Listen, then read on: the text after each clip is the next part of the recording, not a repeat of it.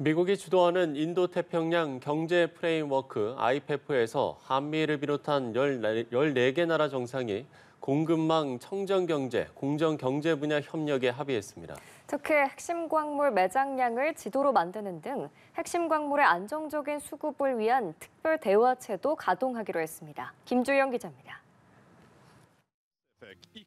한미를 비롯한 14개 국가 정상이 미국 샌프란시스코에서 열린 인도태평양 경제 프레임워크 IPEF 정상회의에서 만났습니다.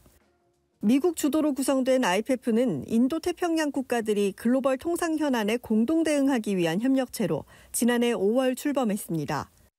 중국 주도의 영내 포괄적 경제 동반자 협정 RCEP의 대항마 성격으로 미중 갈등 상황에서 사실상 미국이 중국을 견제하기 위해 만든 협의체입니다.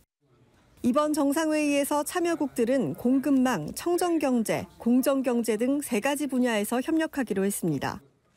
먼저 지난 5월 타결돼 이번에 서명한 공급망 협정은 공급망 위기가 발생할 경우 15일 안에 정부 간 고위급 협의체를 가동해 대체 공급처 확보 등 공동 대처에 나선다는 내용 등이 포함됐습니다.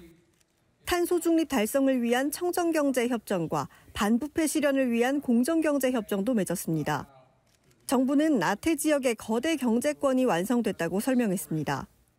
IPEF 회원국들은 전 세계 GDP의 40%, 전 세계 상품 서비스 무역의 28%를 차지합니다.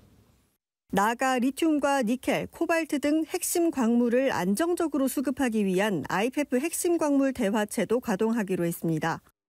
광물 자원 매장량을 지도로 만들고 광물 회수와 재활용 확대를 위해 협력하자는 내용 등이 담겼습니다. 한편 공급망 협정은 참여국들의 국내 절차를 거쳐 올해 말이나 내년 상반기 중 발효될 걸로 보입니다. 청정 공정경제 협정은 내년 중에 발효될 전망이며 이번에 타결하지 못한 무역 협정은 추가 협의를 이어가기로 했습니다. 연합뉴스TV 김주영입니다.